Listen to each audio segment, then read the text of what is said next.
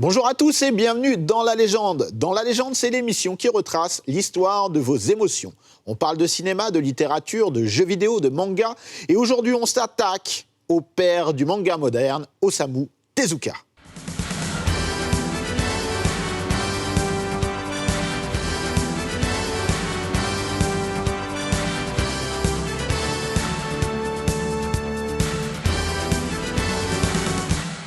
Et pour parler de ce monument, j'ai avec moi aussi des monuments, mais bien vivants, eux. Stéphane, tu es directeur éditorial chez Dupuis, bienvenue. Merci. Mais tu as un lien aussi particulier avec Tezuka, tu t'occupes... Oui, j'ai eu la chance de co-réaliser la dernière exposition internationale qui a été montée sur lui et qui a été présentée en avant-première à Angoulême il y a 3 ans, 4 ans, 3 ans. Et c'est magnifique. C'est chouette. À côté de toi, Mathieu, tu es auteur et journaliste. Exactement. Spécialisé dans l'animation japonaise et dans le manga. Notamment, ouais. Voilà, bienvenue sur le plateau. Merci de m'avoir invité. Avec plaisir. Et Olivier, tu es un spécialiste de l'animation japonaise également. Tu fais plein de choses depuis fort longtemps, hein, rien à voir, hein, tu as travaillé très jeune, hein, c'est pas pour dire que tu es vieux, mais au contraire que tu es là depuis un bon moment et tu es aussi un collectionneur de tout ce qui touche autour de Tezuka. Oui, j'ai, je pense, tous les mangas qui sont sortis en français de ce grand auteur. Sachant qu'il y a des éditions qui sont un petit peu difficiles à trouver, oui. Hein, notamment Astro. Voilà. Bon, messieurs, on va s'attaquer à quelque chose de légendaire, hein, c'est bien le terme. On va parler d'Osamu Tezuka, on ne va pas pouvoir être exhaustif, on ne va pas faire le listing de toutes ses œuvres parce qu'il a été bien prolifique, hein. Mais je vous propose de commencer par le début, tout simplement par le talent hors norme et précoce de Tezuka. Alors, Tezuka, c'est quand même quelqu'un qui commence à travailler assez jeune, qui est avant tout quelqu'un de passionné. Est-ce que vous pouvez me raconter un petit peu comment Tezuka se lie d'amour avec le manga et avec le dessin ? Olivier ? Il commence effectivement très jeune, il est encore à l'école primaire, il s'intéresse aux mangas, sa mère lui achète des mangas ou lui en lit, il commence à les reproduire. C'est un enfant qui n'est pas forcément à l'aise, sûr de lui, il est même victime de brimades, mais justement le manga va l'aider à se faire des amis parce qu'il dessine des fois des petites histoires, il raconte sa vie à l'école et ça va l'aider un petit peu à s'émanciper. C'est quelque chose qu'il va garder toujours pour lui au fur et à mesure qu'il grandit, y compris à l'adolescence, où il continue encore de dessiner des histoires et surtout d'apprendre le dessin tout en suivant ses études. Et puis pendant aussi la période de guerre, parce que Tezuka est né en 1928, donc il est encore enfant quand commence la guerre au Japon. Et il va être assez marqué, traumatisé par cette période. Mathieu, Oui. De toute façon, pendant cette période, il va y avoir des pénuries de papier, c'est-à-dire que le papier sera uniquement consacré pour l'armée, pour les tracts officiels. Donc, il va dessiner sur des verseaux de papier de récupération qu'il pourra. Il devra travailler à l'usine pour soutenir l'effort de guerre. Je trouve que c'est très important, comme Olivier l'a précisé, de rappeler qu'il est né en 1928. On est à une époque où ce qui marche particulièrement, c'est le marché du livre de location. Donc les enfants vont surtout dans les librairies, ils louent un manga pour plusieurs, comme on avait pu le faire, nous, à notre époque, avec les vidéoclubs. Et ils vont se le partager avant de le rapporter à la bibliothèque. Tezuka naît dans une famille qui est plutôt aisée. Ce qui fait qu'il a eu cette chance, c'est que sa mère, même si sa mère n'est pas une fervente... défenseur des mangas en tant que tel, en achète à son fils parce qu'il aime ça. Son père, de son côté, a un petit rétroprojecteur, un projecteur avec lequel il va diffuser ce qui était extrêmement rare. Des dessins animés, alors même pas en format 8 mm, en format 9 mm et demi. Et donc Tezuka a une espèce de petit ciné-club grâce à son père avec lequel il va découvrir donc, et le cinéma, parce que l'animation va avoir une place importante dans sa vie, et le manga. Et puis à côté de ça, il est né près de Osaka. Il y a une ville près de chez lui qui s'appelle Takarazuka, dans laquelle il y a des revues, des espèces de comédies musicales interprétées uniquement par des femmes qui sont le Takarazuka.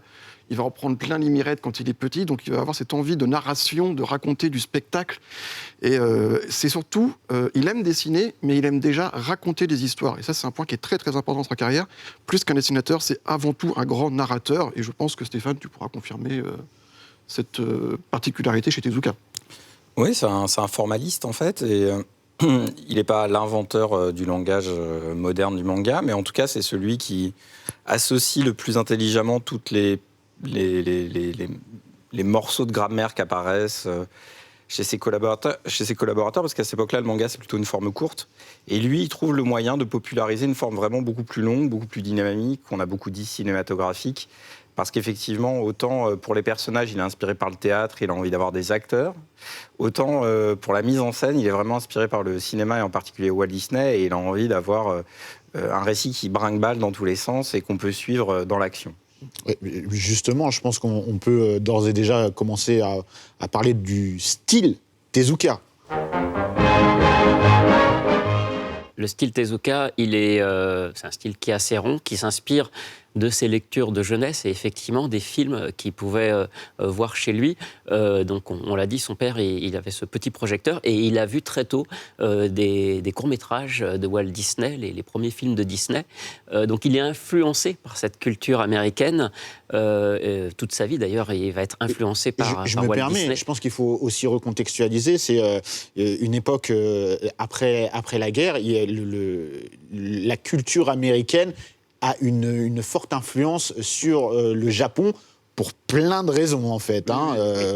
Mais lui, il a déjà cette culture avant, parce que c'est quand il est enfant, c'est-à-dire avant même que commence la guerre, qu'il a déjà l'occasion de voir ses premiers films. Alors ça peut être des films des Buster Keaton, hein, ces petits courts-métrages live, mais aussi donc, les premiers cartoons de Disney et d'autres. Et ça va influencer sur son style.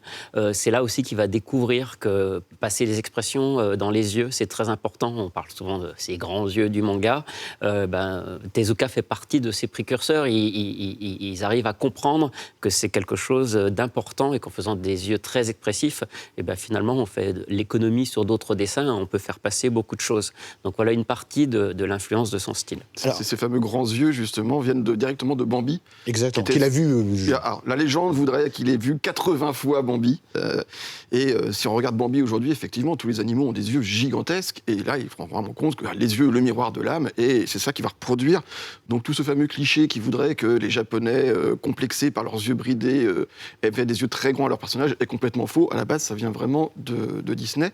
Mais ce qui est très amusant, c'est que autant Tezuka assume complètement son héritage Disney, c'était un fan de Walt Disney, il l'a rencontré, ouais, bien sûr. Mais lui-même dit qu'un autre de ses moteurs, une autre de ses influences majoritaires, c'était La Princesse à l'éventail de fer, qui est un dessin animé chinois de 1941, qui est le premier long-métrage animé asiatique de tous les temps. Et quand il l'a découvert, il a vraiment pris une grosse claque et il a fait « Ah oui, c'est ce genre d'histoire que moi aussi je veux raconter ». Donc on se retrouve avec un style qui peut être très inspiré par l'américanisation disneyenne ou des cartoons, très souple, très élastique. Et d'un autre côté, il y a aussi une structure asiatique qui est directement tirée de La Princesse à l'éventail de fer et qui va également avoir une autre influence sur le chose. Donc c'est deux salles, mais une ambiance au final avec Tezuka qui a réussi à trouver le meilleur des deux influences. Et pour remettre un petit peu dans le contexte, à l'avant Tezuka, donc c'est pas l'inventeur du manga, hein, on le décrit comme le père du manga moderne sous sa forme actuelle. Le manga avant Tezuka, Stéphane, il ressemble à quoi? Il est plus en comic strip en gros. C'est plutôt des formes courtes à destination d'un public jeune. Il y a quand même des exceptions, il y a des récits plus longs, mais on reste sur quelque chose de très naïf, très candide et plutôt des formes courtes. La forme longue, qui devient majoritaire dans l'après-Seconde Guerre mondiale, c'est lui qui la popularise, et avec ce fameux récit La Nouvelle Île au Trésor. Et très vite, en moins de 5 ans, tout le paysage de la bande dessinée japonaise change, sachant qu'il va rester quand même pendant 15 ans ultra hégémonique, c'est-à-dire que même s'il y a énormément de suiveurs derrière lui, il est en état de monopole en termes d'écriture pendant au moins 15 ans. Et on parle de son influence du cinématographique pour Tezuka, ça se ressent aussi dans le découpage de ses cases. Oui. Complètement. La Nouvelle Île au Trésor que Stéphane vient d'évoquer, Shin Takajima, quand on prend les premières planches, c'est vraiment... Il y a un effet de zoom et de dézoom, mais c'est un storyboard. C'est vraiment, et c'était révolutionnaire à l'époque. C'est ça qui est important de préciser. C'est vraiment ça qui a mis un coup de fouet dans l'industrie du manga au Japon. Et qui a tout changé. D'ailleurs, la Nouvelle Île au Trésor s'est vendue à je ne sais plus combien de milliers ou dizaines de milliers d'exemplaires, ce qui était phénoménal, puisque je rappelle que le Japon sortait de la Seconde Guerre mondiale. L'industrie de l'impression n'était pas ce qu'elle était auparavant, elle n'était surtout pas ce qu'elle est devenue aujourd'hui. Et donc les ventes de la Nouvelle Île au Trésor sont colossales. D'autant plus que, encore une fois, on était surtout sur un marché de location. Donc le fait que ça se vende prouve bel et bien que ça a été un déclic et qu'elle a créé un nouveau code narratif, une nouvelle grammaire narrative qui porte encore ses fruits aujourd'hui. Et sur l'évolution du découpage, du dessin, comment c'est perçu au Japon, justement? Il y a un gros succès avec ce titre. Comment c'est perçu globalement, même chez les auteurs existants, quoi? Est-ce qu'ils le perçoivent eux aussi comme une révolution, ou ils passent au début pour un petit peu un illuminé, quoi, C'est un mélange du langage et des thèmes. Hein. C'est un formaliste qui est très structuré. En plus, c'est pas quelqu'un qui fait les choses de manière inconsciente. Il les explique, il les rationalise, il en fait des dictionnaires. Donc c'est ce qu'on appelle un vrai auteur formaliste, pas un instinctif. Mais au-delà de ça, il est dans l'air du temps. C'est-à-dire, on parlait de son érudition tout à l'heure, mais elle s'étend de très très loin, au-delà du spectre de la bande dessinée. Ses premières œuvres... déjà, c'est une période anxiogène, hein, comme vous le disiez, l'après-Seconde Guerre mondiale. Donc, il cite Fritz Lang, très vite, il cite Dostoïevski. Donc, c'est quelqu'un qui, plus rapidement que les autres, amène la culture occidentale à l'intérieur de la bande dessinée. Donc, il y a cette question-là aussi, hein, de la passerelle entre les cultures à une époque où elle se fait un peu au forceps par l'occupant américain. J'aimerais qu'on revienne là-dessus après, justement. Parce que c'est extrêmement intéressant. Hein. C'est un mélange d'invention, mais aussi d'être dans l'air du temps. De toute façon, on n'a jamais autant de succès que ça quand on ne parle pas à ses contemporains sur le plan des sujets. Et c'est ce mélange-là. Et de ce qu'on entend souvent, c'est quand même les motifs qu'il a convoqués dans ses bandes dessinées, plus que le langage qui a bouleversé les gens. C'est-à-dire que vraiment... et c'est vrai que toute sa trilogie de science-fiction... ou même la violence du meurtrier de Dostoïevski dans son adaptation de Crime et Châtiment, ça bouleverse un peu les gens qui ont envie de raconter des histoires comme lui, mais avec les mêmes motifs que lui. Et je pense qu'il y a un facteur aussi qui est très important, c'est que Tezuka était un humaniste convaincu. Je pense qu'on va revenir là-dessus également. Et un pacifiste. Un peu plus tard. Et dans un pays qui, justement, se relève d'une guerre qui l'a dévasté, ils ont quand même pris 2 bombes nucléaires qui sont encore un gros trauma. Auparavant, le manga était un produit de pur divertissement. On regardait, on lisait 2-3 mangas très courts. Oh, c'était chouette, et puis on les oubliait aussitôt. Les personnages de Tezuka, les valeurs que portent ces histoires, ont fait du bien aux Japonais. C'est quelque chose dont ils avaient vraiment besoin. Et la plus grande de ces séries, la plus connue au tout début, qui était Tetsuo Anatomu, Astro le petit robot, c'est Atom en version originale. Atom, alors que l'énergie atomique avait été quelque chose qui avait décimé le Japon 1 ou 2 décennies auparavant. Là, on part sur une énergie atomique qui peut être perçue de manière positive. Salvatrice. Salvatrice, le mot est parfaitement bien trouvé. Donc, les valeurs qu'il va porter dans ces mangas vont également faire du bien au Japon. Et c'est ce genre de choses qui sont totalement novatrices à cette époque. Et justement, ce qui est intéressant, c'est le propos que va tenir Tezuka dans ses mangas et le contexte. On le disait, hein, il y a eu une forte emprise américaine.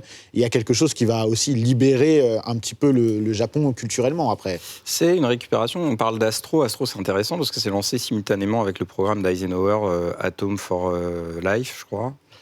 Je ne me souviens plus vraiment du programme nucléaire qu'il lance au Japon, précisément pour retisser des liens entre le peuple japonais et la question de l'atome. Et donc, c'est juste une réappropriation, c'est-à-dire qu'on a envie d'être maître de ses outils, de son langage, de son quotidien. On n'a pas envie de le subir. Donc, de sa culture. Il n'est pas tellement en train d'accompagner les choses, il est plutôt en train de se les réapproprier et d'en proposer d'ailleurs des versions, parce qu'Astro, finalement, c'est pas tellement utopiste, hein. C'est humaniste, ça c'est vrai, ça regarde toujours le monde avec bienveillance, mais on est très très loin d'une vision positive de ce que sera le futur. Donc c'est une vraie récupération, c'est une vraie manière de s'adresser aux Japonais avec une vision japonaise. Et puis en même temps, c'est aussi un moyen d'amuser beaucoup à une époque où il n'y a pas beaucoup de divertissement, où il n'y a plus beaucoup d'argent pour en faire, et où en fait le manga, grâce à son succès, ça permet d'être partout pour un prix modique. Donc c'est parfait. Et puis Astro, c'est peut-être une des œuvres les plus connues de Tezuka hors Japon, hein, on va dire, alors qu'il y en a beaucoup hein, qui sont connus. Hein. Mais elle est aussi, on l'a dit, derrière l'apparence de ce robot, il y a un propos qui est quand même triste. Il y a un abandon, il y a le côté humaniste, c'est-à-dire toujours croire en l'humanité, toujours en croire au bien fondé de l'homme qui réside quelque part. Et il y a de la nuance, en fait. C'est là où on va vers quelque chose de plus adulte, malgré tout. Ouais, même de mélancolique, en fait. Oui. C'est hyper difficile de dire ce que dit Astro, parce qu'évidemment, il y a une part d'inconscient, et ça offre une telle prise à l'imaginaire qu'on y place souvent plein de sens. Donc il faut pondérer, mais c'est vrai que c'est un personnage qui n'est pas censé revenir. C'est un personnage qui incarne un enfant qui ne peut pas grandir, et qui est de petite taille, et donc ça fait immédiatement écho à toutes les critiques racistes que subissent les Japonais à cette époque-là. Il accueille des extraterrestres, et les extraterrestres, en partant, lui laissent un nouveau visage, sous-entendu, on te libère de ton impossibilité de grandir, et tu grandiras un jour. C'est même sa fonction première, en fait, qui est particulière. C'est un ambassadeur, il est là pour essayer création. d'accueillir les étrangers le mieux possible. Mais bon, c'est pas facile et ça marche pas des masses. Et puis en fait, il devient un personnage de série qui a plus rien à voir avec sa première version, qui est Astro. Et là, c'est qu'est-ce que ferait l'énergie atomique si elle était laissée à sa propre initiative, si elle avait été abandonnée, si elle était chargée d'amour, en gros. Nous, Astro, on le découvre d'abord en animé, en France. Il arrive en quelle année ? C'est en 1985, en fait, il y a eu plusieurs dessins animés d'Astro. Donc le tout premier de 63 au Japon, mais qui est en noir et blanc. Et ensuite, il y a eu un grand remake qui a été fait en 1980 et qui arrive donc quelques années plus tard en France sur TF1. C'est vraiment là qu'on va découvrir peut-être l'œuvre la plus importante d'Osamu Tezuka, même si ce n'était pas la première qui avait été diffusée. Le Roi Léo a été diffusé avant. Ouais, Le Roi Léo et Prince Saphir. On oublie souvent, on pense que Goldorak, c'est la première série japonaise à être arrivée en France. Mais en fait, en réalité, je crois vers 74 ou 76, si je me souviens bien, Le Roi Léo était passé. Et Prince Saphir aussi, un autre de ces mangas adaptés en animé, l'histoire d'une princesse qui doit se faire passer pour un garçon. Est-ce qu'on peut dire que c'est le premier shoujo ? C'est le premier shoujo. C'est le premier shoujo. Moderne, Donc, du moins, mais C'est le premier dessin animé couleur de la série télé. Ah, c'est Non, Le c'est Roi Léo. Le Roi Léo, pardon. ouais. Oui. Non, c'est vrai. Et puisqu'on parlait de Disney un petit peu auparavant, On va bien en parler. Astro, c'est quand même très amusant de se dire que quelque part, sur le fond, on rejoint beaucoup le mythe de Pinocchio. Pinocchio, bien sûr. Et sur la forme, Tezuka s'amusait à dire que Astro, c'était son Mickey. Puisque Mickey, il a 2 oreilles rondes, et quel que soit l'angle sous lequel on regarde Mickey, on voit toujours ses oreilles rondes. Astro a 2 pointes au niveau de sa chevelure, et quel que soit l'angle sous lequel on regarde Astro, on voit toujours les 2 pointes. Et c'est quelque chose qu'il avait repris à Disney. Il avait même voulu au début lui mettre que 4 doigts. Et finalement, il a fini par en mettre 5 parce que le lectorat a dit « Mais non, c'est un robot qui est supposé être fait à l'image humaine. Il ne peut pas avoir 4 doigts, il est obligé d'en avoir 5. » Et donc, il a mis 5 doigts aux mains de La transition est toute faite. Parlons maintenant de la relation entre Tezuka et Disney.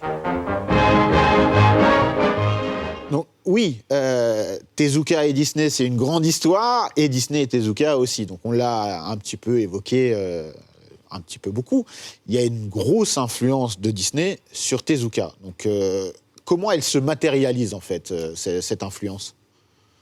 Elle se matérialise déjà, on l'a dit, par les grands yeux.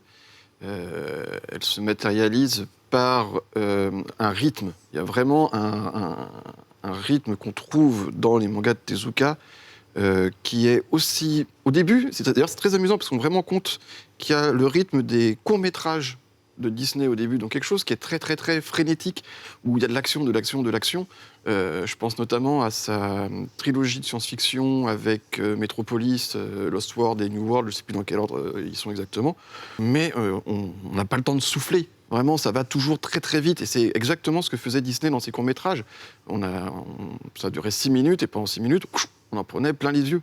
Et puis ensuite, quand il s'est mis à vraiment faire des histoires beaucoup plus longues, là, on retrouve plus une structure proche des longs métrages de Disney, où on prend le temps de développer les personnages avant de développer l'histoire en tant que telle. Et je pense qu'il y a vraiment l'attachement aux personnages qui se rapproche énormément de ce que faisait Disney. Et c'est valable aussi bien pour, on l'a dit par exemple, Pinocchio. Pinocchio, c'est toute l'évolution de Pinocchio qui va être intéressante. Et plus que, par exemple, de voir Pinocchio dans le ventre de la baleine. C'est rigolo, sur le moment, ça nous prend tous, mais en fait, c'est l'histoire de Pinocchio en tant que tel qui va nous toucher au cœur. Et donc, il y a ce côté, je m'intéresse au personnage. Et puis, Disney, il y a aussi le Disneyverse. Il va y avoir Mickey et toute sa bande, il va y avoir Donald et toute sa bande.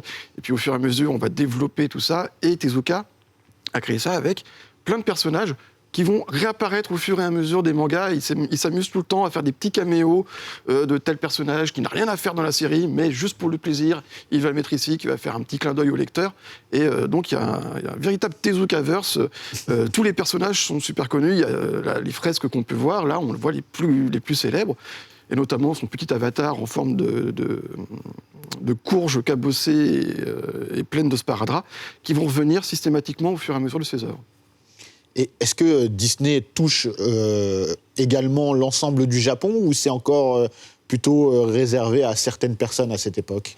Avant la Seconde Guerre mondiale, oui, c'est quand même plutôt réservé à des initiés. Mais le cinéma de Disney, il arrive aussi, une fois la guerre terminée, et va être diffusé dans les cinémas et du coup accessible effectivement à beaucoup de gens. Et est-ce que, donc on a dit, Disney et Tezuka vont se rencontrer ? En 1964, oui.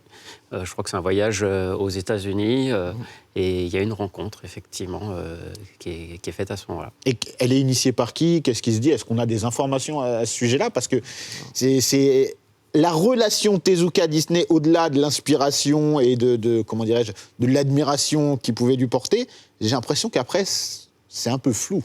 Après, déjà... Il y a des petits soucis après. Je ne sais pas ce qu'ils se sont dit, mais en tout cas, après, c'est pas forcément Disney, mais la Walt Disney Company, ils vont quand même prendre leur distance, notamment quand les premiers dessins animés d'Osamu Tezuka, ils sont diffusés aux États-Unis, Le Roi Léo et Astro le Petit Robot, qui rencontrent un certain succès, et d'autres séries japonaises aussi, et ils vont faire un peu pression.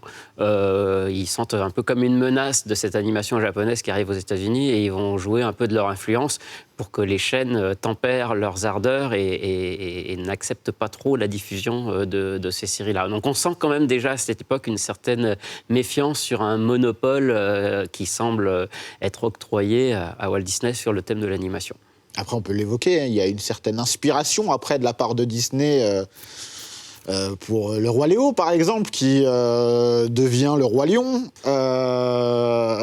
Alors ça n'a jamais été officialisé, hein, donc Le Roi Lion serait une adaptation plus ou moins assumée du Roi Léo. Plus ou moins, après, oui. voilà, ça n'aura échappé à personne qui a quand même beaucoup de points communs, ce à quoi Disney a souvent répondu que oui, mais ces points communs, on les retrouve dans d'autres histoires. Enfin là, les animaux de la jungle ou de la savane, ça reste les mêmes, mais on s'est inspiré de Shakespeare, de Hamlet, et probablement que aussi Tezuka. Qui était un grand fan de Shakespeare aussi, Tezuka. Aussi, enfin, mais la position Après, il y a carrément du plan par plan parfois, hein, sur Le Roi Lion et Le Roi Léo, il y a des choses... Après, ça reste deux œuvres différentes, il n'y a pas d'humain dans le mais il y a quand même quelque chose mais qui... voilà, de là à dire, et ce qu'il disait pendant très longtemps, on n'a jamais entendu parler de Tezuka, on ne sait pas ce que c'est que Le Roi Léo, ça c'est effectivement pas très crédible aujourd'hui. Il y a eu un rétropédalage de la part de Disney à ce sujet. Depuis, ils reconnaissent qu'ils étaient au courant voilà, que ces œuvres existaient. Et puis, dans les années 90, tous les animateurs qui travaillent chez Disney, ils connaissent le studio Ghibli, ils connaissent l'animation japonaise. Enfin, c'est pas le Disney des années 50-60. Mais c'est vrai qu'officiellement, ils n'ont jamais vraiment reconnu que Officieusement, le Roi Lion était, on parle d'un accord entre les deux. Hein. Ouais, après, on n'est pas dupe non plus. Tout à l'heure, je disais, Princesse Saphir, je me mélangeais les pinceaux, premier dessin animé couleur. Effectivement, non, c'était Le Roi Léo, qui passe en couleur parce qu'il est sponsorisé par la marque Sanyo, qui balance ses premières télécouleurs au Japon. Et il marque donc... c'est une somme de révolution, cette série. C'est la première série enregistrée avec de la musique live, avec un orchestre live. C'est la première série télé où les animateurs vont au zoo pour faire du dessin d'observation, ce qui n'est pas le cas sur Astro, où en fait on dessine les humains comme ça de mémoire. Et les animateurs le savent, c'est une série qui, sur le plan formel, a révolutionné d'un coup plusieurs points clés de l'industrie du dessin animé. En termes de modèle économique, précisément, c'est le premier dessin animé sous sponsor, parce que sinon les séries télé ne sont pas rentables. C'est quelque chose qui va revenir par la suite. Hein, après, on ne pourra plus faire de séries télé sans sponsor. Voilà. C'est ce qui détruit d'ailleurs le studio Tezuka, c'est que les sponsors prennent tellement de pouvoir que les dessins animés ne sont plus du tout conformes aux attentes des commanditaires, et du coup ça se plante avec les Moumines, notamment, qui est connu pour ça. Mais donc voilà, c'est impossible que les équipes Disney ne connaissent pas le Roi Léo. Qui est sur le plan de l'export, le dessin animé qui est peut-être l'arrivée le premier dans les pays étrangers et sur le plan de l'industrie, un des dessins animés qui a marqué un franchissement d'étapes nombreux et simultanés. Et justement, comment le Roi Léo est perçu dans l'industrie, au-delà de Disney, mais dans l'industrie de l'animation? Parce que c'est un format long, quoi, feuilletonnant, etc. Est-ce que on se dit, attention, on est en face d'un glissement de terrain, on va vers quelque chose d'autre? Ouais, c'est quelque chose qui est déjà arrivé avec Astro. Alors, il ne faut pas oublier que Astro, qui est diffusé le 1er janvier 1963 au Japon. Alors, déjà, le 1er janvier, c'est pas anodin comme date.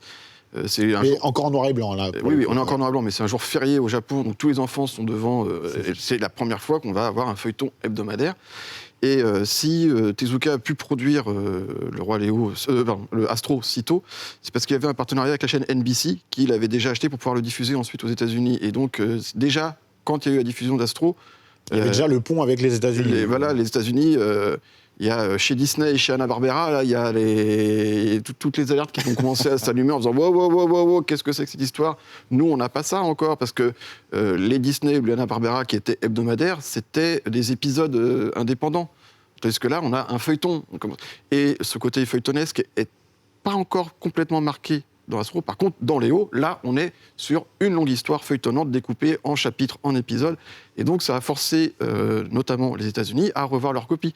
Parce que, d'un côté, il y avait un embargo. On fait, alors là, on va essayer de limiter au maximum les séries qui viennent du Japon parce que c'est une narration qui est différente de la nôtre. On n'est pas apte à lutter.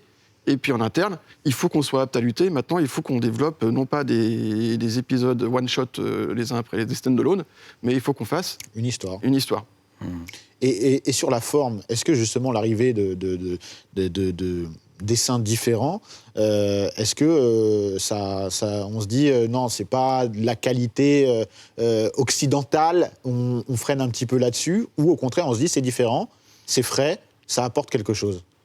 Ça existe déjà, l'animation limitée, parce qu'en fait, Tezuka, il a l'idée de faire son studio en animation limitée à cause de la série Les Flintstones, Les Pierres à Feu.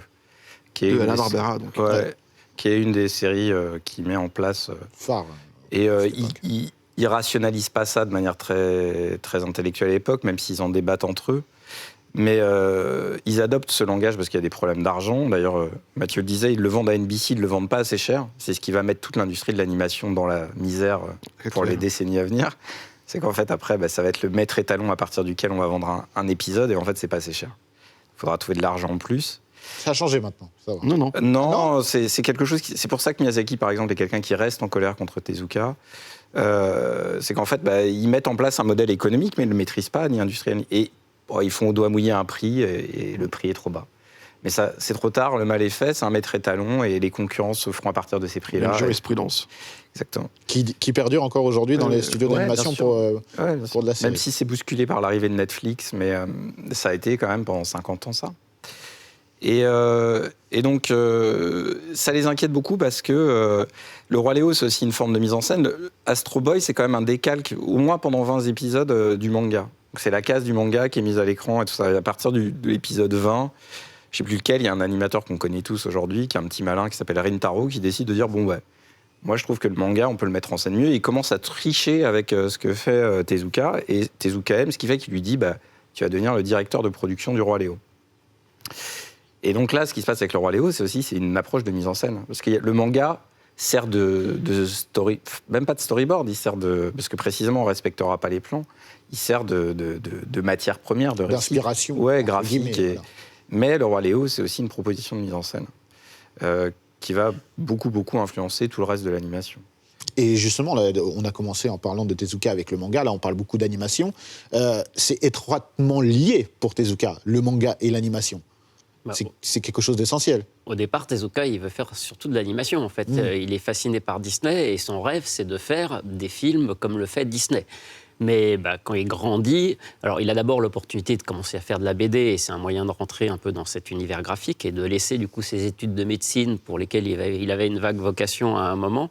Mais voilà, son rêve c'est Disney. Bon, et puis un jour il découvre que faire des films de Disney ça coûte très très très très cher et qu'il n'a pas l'argent pour ça.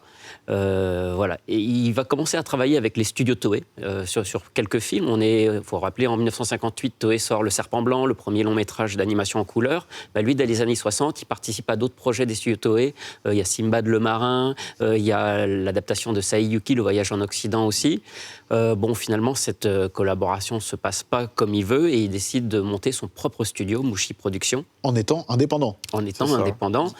Le problème, c'est que c'est un artiste, c'est un dessinateur, il sait pas très bien gérer ça. Donc effectivement, il va y avoir cet incident où ils vont se lancer dans cette production d'Astro le petit robot, qui finalement va à l'encontre de ce qu'il veut faire, parce que dans Astro le petit robot, il doit réfléchir à des techniques pour rabaisser la qualité de l'animation au minimum, pour justement pouvoir tenir les finances et arriver à produire ça. Donc c'est à la fois une réussite parce que il met les bases de l'animation télévisée moderne avec ses faiblesses d'animation, mais aussi le génie de Jean pour faire oublier justement ses faiblesses et ce qui va finalement développer toutes les qualités de l'animation japonaise. Mais finalement, il s'éloigne un peu de son but premier de faire de l'animation 24 images par seconde, ce qu'il rêvait de faire. Il va après y revenir, et c'est d'ailleurs une des choses aussi qui va précipiter la faillite de son studio, parce qu'il va partir sur des projets qui n'étaient pas du tout rentables, notamment des choses comme la trilogie Animérama, des films très adultes. Donc voilà. Donc c'est intéressant de voir que lui, c'était l'animation, il a toujours eu aussi cette fibre et cette volonté d'aller dans ce domaine-là. Je vais aller plus loin par rapport à ce que disait Olivier sur le fait que c'est vraiment un grand artiste, mais c'est un très très mauvais gestionnaire, c'est catastrophique. C'est peut-être parce que c'est un artiste, justement. Mais oui, parce que, alors, pour ce qui est d'Astro, en fait, il sait qu'il rentre sur un territoire qui est entièrement balisé par Toei Animation au Japon, donc il doit lutter contre Toei. Et pour pouvoir s'imposer, les prix de vente de Astro, non seulement le prix de vente à NBC, mais le prix de vente à la diffusion au Japon, il choisit un prix qui est extrêmement bas pour être sûr que la chaîne va venir acheter sa production, plutôt qu'aller acheter une production chez Toei qui a des tarifs plus élevés. On ne sait pas combien c'est, parce que lui-même, dans ses interviews futures, a posteriori, il a donné plusieurs tarifs qu'il aurait annoncés à la chaîne.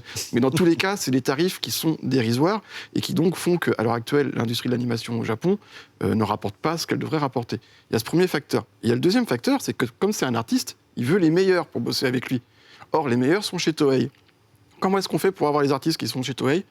On leur double leur salaire. On dit, viens chez moi, je te paierai 2 fois plus. Et en plus, t'auras les tickets resto.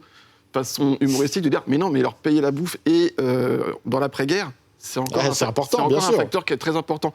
Donc, on est dans une époque où il y a une concurrence qui est acharnée entre tous les studios. J'aime beaucoup cette anecdote il y a le gros exode rural vers Tokyo. Il y a plein de petites jeunes filles qui viennent de la campagne, qui arrivent, qui sont toutes jeunes, toutes naïves. Et les jeunes femmes, elles sont pratiques pour faire les couleurs, parce qu'elles sont très, très minutieuses, très pointilleuses sur les cellulos. Et donc, il y a des beaux gosses du studio à qui on a payé un beau costard, qui font le pied de grue aux arrêts de bus, et qui voient les jolies nénettes de la campagne, qui vont les chercher. Et c'est pas du tout pour faire des trucs sales, c'est juste pour les emmener dans les studios d'animation, pour avoir tout de suite les meilleures mains pour faire les couleurs. Et Tezuka, il dépense sans compter. Donc d'un côté, il dépense beaucoup d'argent, et de l'autre, il dit « payez-moi pas beaucoup ». Il y a un moment où c'est plus possible. Et le seul moyen qu'il a fait pour pouvoir faire tenir son premier studio d'animation, Mushi Pro, pendant une dizaine d'années, c'est qu'il a planché en tant que mangaka comme un chien. Il a bossé parce qu'il savait que lui, en tant que mangaka, c'était le number one. Il pouvait payer ses planches chères. Et il a fait en sorte de ramasser tout le pognon avec son manga pour pouvoir financer son studio qui prenait l'eau de toutes parts, puisqu'il ne gagnait pas assez d'argent. Il finançait en fonds propres. Voilà, il finançait grâce à ses mangas. Et donc, c'est pour ça qu'il y a vraiment, sur les années 60, Tezuka, mais il est rivé à sa planche à dessin matin, midi et soir. Parce qu'on dit, Tezuka, c'est plus de 700 œuvres. Après, il y a des œuvres très 150 courtes. 000 planches. C'est incroyable. Il n'y a aucun équivalent, même dans le domaine de la BD ou dans le domaine du... c'est vraiment Tezuka, la machine. Et est-ce qu'on explique justement cette productivité par une envie vraiment profonde, ou également parce que tu viens de dénoncer, Mathieu, où il faut gagner de l'argent pour faire vivre le studio? Les deux. C'était un bourreau du travail, et puis il s'intéressait à tout, il voulait explorer tous les genres. Au départ, c'est vrai qu'il fait plutôt des mangas pour les enfants. Il était contre le Gekiga, dès qu'il y a cette tendance qui arrive de mangas un peu plus seinen qui émerge à la fin des années 60. Lui, il n'a pas trop envie de... il trouve que c'est pas ce qu'il faut faire. Et puis finalement, il y viendra parce que ça va lui permettre de raconter aussi des histoires plus adultes. Donc voilà, il y a cette envie toujours de raconter toujours plus de choses. Et puis effectivement, cette nécessité un peu financière de rapporter de l'argent pour financer ces projets. Oui, c'est très intéressant de voir aussi la diversité des œuvres de Tezuka. Il y a de tout. Il y a de l'épopée animalière, il y a de la science-fiction, il y a de la romance, il y a tout le mythe d'une religion, toutes les fondations d'une religion qui sont racontées. Il y a l'histoire d'un samouraï, d'un combattant guerrier qui est complètement défait de tout partout, qui va retrouver ses membres les uns après les autres. Il a fait dans tous les genres possibles et imaginables. Moi, je sais que cinématographiquement parlant, j'adore Spielberg parce que Spielberg a réussi à faire, lui aussi, toute une flopée de genres divers et variés. Mais même le spectre couvert par Spielberg ne représente que 20% du spectre couvert par Tezuka.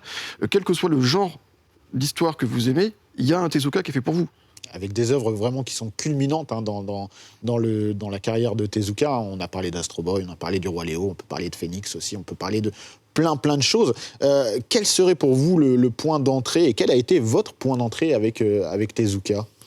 Ça dépend des âges en fait, parce que c'est quelqu'un, comme tous les gens qui produisent beaucoup, au bout d'un moment on en a marre de bégayer, donc on va voir ailleurs. Et puis c'est quelqu'un qui a mûri en fait. Donc cette maturité, elle s'incarne en époques qui sont à la fois des états de maturité et puis aussi des états de société qui changent et d'un artiste qui est pris en étau entre une société qui évolue et lui-même. Donc il y a l'œuvre de jeunesse quoi. Moi je trouve que c'est vraiment dans le subjectif. Le moment où il dessine le mieux de toute sa carrière, c'est 1955, c'est le tout début d'Astro Boy quoi. C'est vraiment là, les planches originales, elles sont faites à l'aquarelle, il utilise des techniques qu'il n'utilisera plus jamais. C'est d'une beauté. À tomber à la renverse, en plus, il y a une rondeur qui est parfaite. Et à partir de là, jusqu'à Princesse Saphir, je trouve que c'est renversant. Et après, il est rattrapé par les codes, il est rattrapé par la productivité, il faut aller plus vite. On arrête d'utiliser les outils qui prennent le plus de temps. Puis il y a la modernité, on parlait tout à l'heure des récits adultes, c'est aussi quelqu'un qui est dans la compétition. Entre 1952 et 1960, il invente. Il est le seul, donc il invente le récit pour garçons, le récit pour filles, le récit animalier. Puis paf, au début des années 60, il y a des jeunes... pour la première fois, il y a des jeunes générations qui débarquent et qui le bousculent. Il y a Gonaga, il y a tout ça. Et là, il se découvre qu'il est compétitif, en fait. Il veut rester le premier. Donc à chaque fois qu'il y a un genre qu'il dépasse et qu'il n'aime pas trop et qu'il critique, il finit quand même par s'y faire et à essayer parce que ça a du succès et il veut pas laisser le terrain vide, quoi. Donc si vous êtes plutôt adulte, il y a des magnifiques œuvres adultes, Ayako, la période des moitiés des années 60, quand vraiment le Japon est vraiment bousculé par des révolutions de société, parce qu'ils en ont marre de l'occupant américain, lui il est vraiment sur le terrain, il est extrêmement progressiste, il parle d'homosexualité, il parle du démembrement des politiques agricoles qui détruisent les familles dans Ayako. Il parle politique aussi. Ouais, il parle évidemment de tous les scandales médicaux avec les pollutions et autres dans Kirito. Donc à cette époque-là, il est extrêmement politisé, il attaque de front sur les trois Adolphes. Bien sûr. Voilà. Et voilà. Et après, il y a la période un peu plus sage, moi je trouve, de synthèse, où il ramène tout ça en fin de vie. C'est les trois Adolphes, je me souviens plus, l'Arbre au soleil, enfin tous ces récits qui sont essentiellement humanistes. Où là, l'envie, c'est juste d'apaiser les tensions et avec une pointe de mélancolie sur le devenir du monde et d'un message. Sur la fin de sa vie, on sent qu'il a quand même un message à faire passer aux enfants. C'est très marquant le fait, les phases que tu viens de décrire, parce que quand tu cites notamment Gonagai, il y a une réaction de Tezuka face à des jeunes qui viennent avec des styles différents. Et juste avant, la phase précédente, Tezuka est le mentor de toute une nouvelle génération. C'est-à-dire qu'il y a Tezuka qui est donc seul au monde, seul maître dans le Japon, et il y a des gamins qui ont 16, 17 ans, qui voient ça, qui sont fascinés, et qui vont bouger de leur campagne pour venir dans une petite pension à côté de l'atelier du grand maître, et qui vont tous se mettre ensemble à dessiner. Et on va retrouver des gens comme Ishinomori, on va retrouver des gens comme Fujiko Fujio qui vont créer Doraemon ensuite, qui est une icône japonaise. On va retrouver Akatsuka qui va être le fondateur du gag manga au Japon. Donc les premiers disciples de Tezuka, et Tezuka les prend sous son aile. C'est-à-dire que Tezuka, il y a un moment, il va les voir, il leur donne un mentor. Oui, un vrai mentor. Et ensuite, il y en a qui, justement, arrivent et veulent aller à contre-courant de Tezuka. On peut notamment citer l'émergence du Jump, vraiment le Jump, qui a un côté très poil à gratter, très provocateur, et qui se rue dans les brancards, qui casse les barrières que Tezuka avait posées. Ouais, c'est vrai que Gonaga, il vient le chercher sur ses plates, enfin, il vient le faire chier, quoi. Ouais, il l'affirme. Alors que les autres, ils sont plutôt... C'est le bon papa, quoi. C'est encore respectueux, on va dire. Ouais, mais même plus que ça. Il y a Tetsuya Shiba, il raconte ça très bien. Quand il fait ses dépressions nerveuses, il va voir Tezuka, qui est submergé par son studio, mais ils vont faire des tours en taxi autour du studio pour qu'il lui raconte ses malheurs, et Tezuka en prend soin. Leiji Matsumoto, il raconte qu'il a rencontré sa femme dans la cuisine de Tezuka. Enfin, il est babysit, quoi. Ouais, il est porte.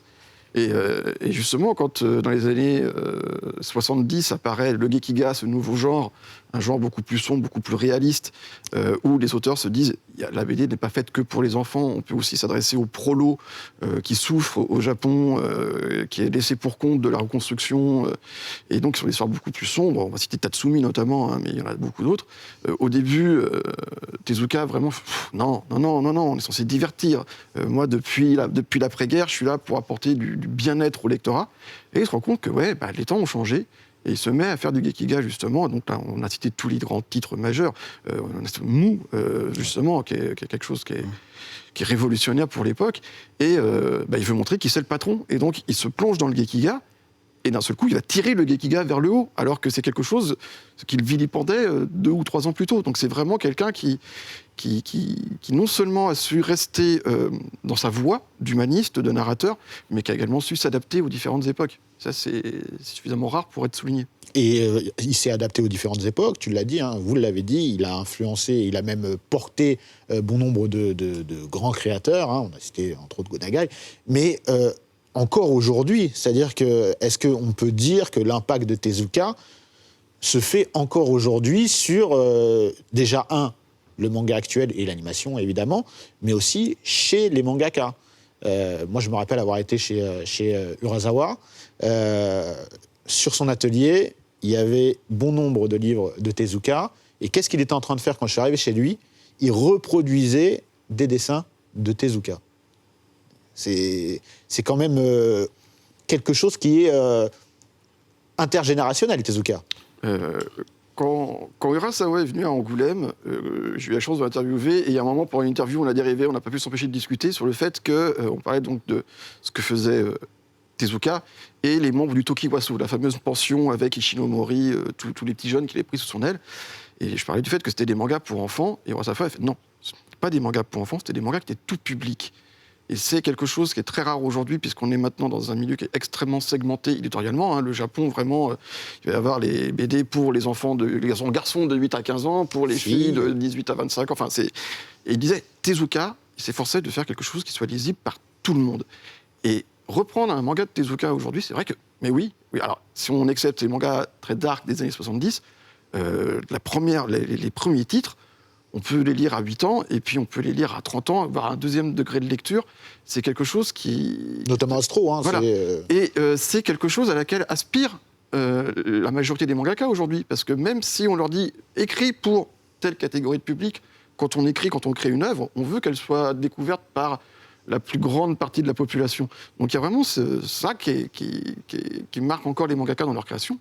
Et puis surtout, on l'a dit, il a posé toutes les bases, toute la grammaire actuelle. Et il n'y a pas un seul mangaka encore aujourd'hui, en 2020, qui n'ait pas appris son petit manuel de Tezuka. C'est pas possible. Il a fait un manuel pour apprendre à dessiner les mangas. C'est 3 parties. Première partie, c'est construire un dessin. Deuxième partie, construire une idée. Troisième partie, construire une histoire, construire un manga. Donc il y a vraiment ce côté de narration. On pense toujours, nous, que le manga, il faut d'abord savoir dessiner des grands yeux, des cheveux hérissés, des muscles, et que sais-je. Non, quand on relit Tezuka, un manga, c'est avant tout une histoire qu'on raconte. Et c'est ce que font tous les mangaka aujourd'hui. Donc oui, c'est encore très actuel. Oui. Olivier? Après, moi, je nuancerai un petit peu. Je pense qu'il y a vraiment une génération de mangaka, ceux qui ont grandi en lisant les mangas de Tezuka en étant enfant ou adolescent, effectivement, qui va jusqu'à Naoki Urasawa. Après, je ne suis pas certain que les jeunes dessinateurs d'aujourd'hui qui ont 20 ou moins de 30 ans, ils ont moins baigné là-dedans. Forcément, ils vont connaître Tezuka. Par répercussion. Voilà, ils vont connaître Tezuka parce que ça fait partie du patrimoine et on ne peut pas ne pas le connaître quand on dessine du manga. Après, de là à dire qu'aujourd'hui, ils sont encore influencés par ce style-là directement, je pense plus. Ou comme tu dis, par répercussion, c'est-à-dire ils vont être influencés par une autre génération d'auteurs, mais qui eux-mêmes ont été influencés ou ont commencé influencés par du Tezuka. Le meilleur exemple, en fait, de tout ceci, c'est qu'on a créé un prix Tezuka. Est-ce que vous pouvez nous parler du prix Tezuka? C'est un prix qui récompense les meilleurs mangas et forcément qui a été... c'est une manière aussi de saluer ou de respecter ou d'honorer, perpétrer le travail de Tezuka. C'est le prix le plus prestigieux. Il y a beaucoup de prix sur le manga qui sont décernés des fois par des éditeurs ou par d'autres. Mais le prix Tezuka, c'est vrai que c'est celui qui a la renommée la plus importante. Sachant qu'il est aussi bien sur la forme que sur le fond. Puisque, on l'a déjà dit, on va le répéter, il y a vraiment ce côté humaniste dans les œuvres de Tezuka. On ne peut pas imaginer le prix Tezuka qui soit remis à une œuvre pro-militariste, aussi réussie soit-elle. Il faut quand même que l'œuvre respecte... Il y a quelques codes. Il y a quelques valeurs qui doivent être portées par l'œuvre en question. Et puis après, Tezuka, c'est la première superstar, en fait, du manga. C'est très rigolo parce que le Japon il fonctionne en ère. Et l'ère Showa se termine en 1989 avec la mort de l'empereur. Or, l'empereur Hirohito, c'était l'empereur qui avait mené le pays à la Deuxième Guerre mondiale. Quand il y a eu ses obsèques, les Japonais ont écrasé une petite larme, mais bon, c'était pas celui qui allait leur manquer le plus. Et puis, quelques mois plus tard, Tezuka décède. Et le décès de Tezuka... Obsèque nationale. Là, pour les Japonais, presque symboliquement, c'est là le passage de la fin de l'ère Showa. C'est beaucoup plus important presque que la mort de l'empereur. Pour les Japonais, c'est une icône. Même nous, même des gens comme Goscinny ou Hergé, bon, il était belge, mais ne sont pas à cette échelle pour nous. Non, c'est quelque chose d'assez unique. D'ailleurs, tu parlais d'Hergé notamment. Et il y a aussi une relation avec la BD franco-belge chez Tezuka. C'est quelque chose qu'il consomme aussi. Mais il est venu à Angoulême. Ouais, il vient à Angoulême. En 82, c'est ça? Ouais, c'est ça, 82, 84. Mais en mode... Ouais, en visiteur. D'ailleurs, à cette époque-là, il essaye de se présenter. Personne ne prête calcule. vraiment d'intérêt, à part François Cortegiani, qui est très connu pour ça. Qui va assister à ses obsèques, il me semble. Exactement, qui va à son enterrement, qui est très proche de Gonagai. Mais à cette époque-là, en France, il n'a pas vraiment de notoriété. Les Français sont très auto-centrés sur leur culture. Enfin, les Belges également, je dirais l'espace francophone. Donc Tezuka raconte ce voyage en 3 ou 4 planches assez rigolotes, et plutôt bienveillantes d'ailleurs. Il rencontrera Moebius, si je dis pas de bêtises, quelques années plus tard. Parce qu'il est très fan de Moebius. Oui, comme tous les Japonais qui le découvrent quasiment en même temps que les Français, en fait, très très tôt. Ça s'exporte, la bande dessinée type métal hurlant. Donc il y en a beaucoup qui vont être un peu bousculés par ce vocabulaire qui est très graphique, et alors que pour eux le manga ça doit être très synthétique. Donc ils sont impressionnés par ce niveau de détail, ils n'en comprennent pas forcément le besoin, mais en tout cas ça les bluffe. Et donc ils sont curieux, tout simplement. C'est un artiste qui est extrêmement curieux, et dès qu'il voit une proposition qui n'est pas la sienne, il a envie de savoir comment elle naît, pourquoi elle est là, qu'est-ce qui se passe dans la tête du monsieur derrière ou de la dame derrière. Et donc il va au contact. Il a toujours été comme ça. Mais il n'est pas le seul, hein. Il y a Monkey Punch... dans les auteurs très curieux qui voyageaient partout dans le monde très très tôt, bien avant Tezuka. Il allait aux États-Unis tous les ans, il est venu à Angoulême aussi très jeune. Il y avait quelques auteurs japonais qui avaient été nourris par les journaux de la Seconde Guerre mondiale, dans lesquels il y avait beaucoup de comic strips américains, et qui avaient gardé dans un coin de leur tête cet œil, enfin, ils avaient regardé cette culture étrangère du dessin, et qui les a accompagnés toute leur vie. Et ça a laissé chez eux un état de curiosité qu'ils ont essayé de conserver toute leur vie, Tezuka, comme Monkey Punch, ou les premiers, quoi. Et on a parlé de l'impact énorme que Tezuka a au Japon. J'aimerais qu'on s'interroge sur l'impact qu'il a eu dans le monde, en fait. Tant sur le manga, la bande dessinée, le cinéma, etc. Est-ce que vous pouvez nous en dire un petit peu plus sur son impact global? Il y a un truc qu'on a oublié de préciser par rapport à ses premières œuvres. c'est que si ça révolutionnait également le manga au Japon, c'est que la majorité des petits mangas qu'on pouvait lire auparavant étaient très japonisants. C'était des histoires qu'on connaissait dans le quotidien des Japonais. Même si pendant l'occupation américaine, on ne pouvait plus parler de ninja, de samouraï, de judo, mais c'était interdit. interdit. Mais on restait quand même dans quelque chose de très japonais. Et Tezuka a posé une histoire universelle. C'est-à-dire que où se passe Astro ? Bon, on ne sait pas, c'est une ville, quelque part, futuriste, mais il n'y a pas de pays. Le roi Léo, c'est quelque part en Afrique. C'est déjà Princesse Saphir, c'est dans un monde de fantaisie. Et donc, déjà, et ça prouvait qu'il s'inspirait à la fois des contes étrangers, mais il savait avoir un côté universel, aller voir au-delà du Japon. Et par conséquent, ses premières œuvres ont pu s'exporter beaucoup plus facilement. Ensuite, effectivement, quand on va lire un Ayako, c'est quelque chose qui est très, très centré sur le Japon, mais beaucoup de ses œuvres franchissent les frontières et sont lisibles de n'importe où. Donc rien que ça fait qu'une bonne partie de l'œuvre de Tezuka est accessible à n'importe quel lecteur, j'allais dire occidental, mais non japonais, à partir du moment où c'est bien traduit, quoi qu'il arrive. Donc je pense que c'est vraiment une première force qui fait que ça a eu un énorme impact sur beaucoup de lecteurs à travers le monde. Après, c'est comme l'animation japonaise et le manga, c'est pas parce que c'était diffusé à l'étranger qu'on savait qui il y avait derrière. Bien sûr. Quand Astro, Nous les premiers. Astro, quand il arrive en 85 en France, la série elle rencontre un grand succès. Par contre, nous, on n'a jamais entendu parler. Son nom apparaissait au générique quand même, mais personne s'est intéressé plus loin à ça. Et donc, en France, c'est vraiment dans les années 90 qu'on a découvert un peu ce qu'était le manga, même si du manga était sorti avant. Et qui était derrière les animés aussi, c'est plutôt arrivé tardivement. Donc également aussi, encore plus même dans d'autres pays qui ont découvert le manga d'animation japonaise bien plus tard. Donc du coup, je pense qu'on ne peut pas dire que Tezuka a eu une influence directe mais ses œuvres, avant longtemps. Ouais. Voilà, ses œuvres, oui, mais pas l'auteur en lui-même qu'on a découvert finalement sur le tard. D'ailleurs, c'est amusant parce que moi j'ai découvert Astro en 85, c'est dans Temps X, avec la 4e dimension juste après. Et ensuite, c'est passé dans une émission jeunesse sur TF1, donc j'ai oublié le titre. Et il faisait un concours par rapport à Astro, le petit robot. Et on pouvait gagner un voyage au Japon. Et à l'époque, donc on est vraiment fin des années 80, quand il montrait la petite spot pour dire si vous allez au Japon, si vous allez à Tokyo, vous allez pouvoir ça. Ce qui était vecteur de rêve pour les enfants, c'était de pouvoir aller à Disneyland Tokyo. C'est ça qu'on leur vendait. C'était pas le Japon, c'était pas Tokyo. C'était là-bas, il y a un Disneyland, vous pourrez y aller si vous remportez le concours Astro, le petit robot. Ça paraît complètement ubuesque aujourd'hui, mais ça prouve bien qu'à l'époque, que ce soit japonais, on s'en fichait. La culture japonaise en tant que telle, on la connaissait pas tant que ça. Et donc c'était allez voir Disneyland à Tokyo, c'est ça qui vous intéresse les enfants. Oui, parce qu'on était très centré sur l'Occident, et sur l'Amérique, l'Europe, et voilà, on va pas se mentir.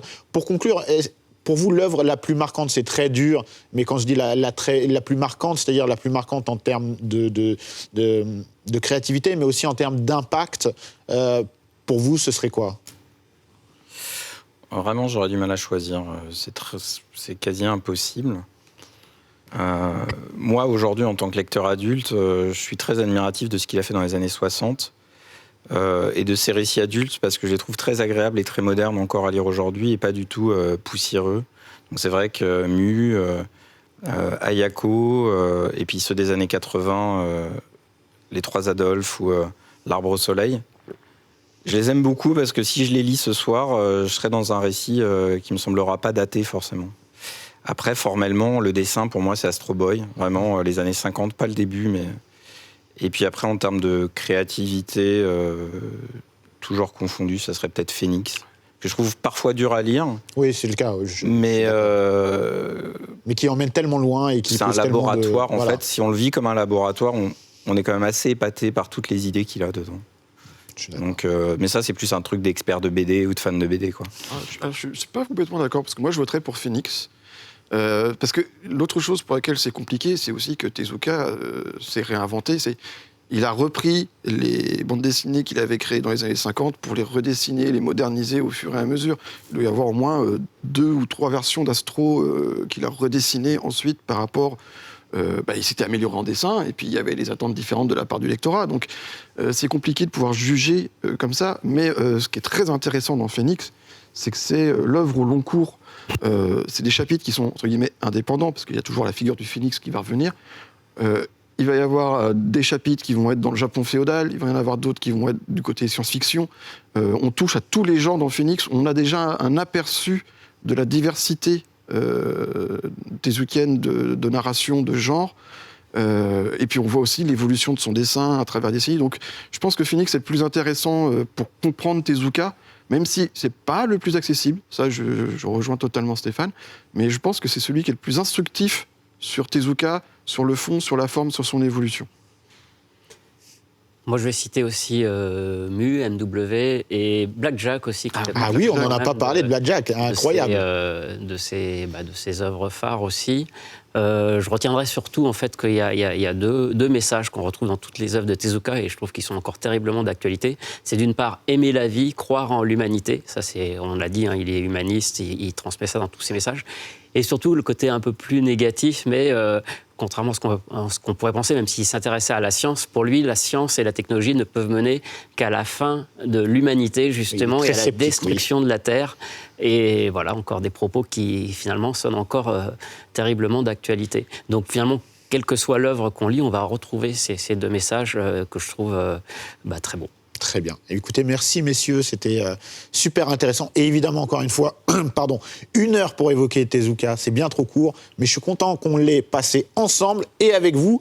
Et lisez, regardez les œuvres de Tezuka. De toute façon, c'est indispensable. On se retrouve très bientôt pour un nouvel épisode de Dans la légende.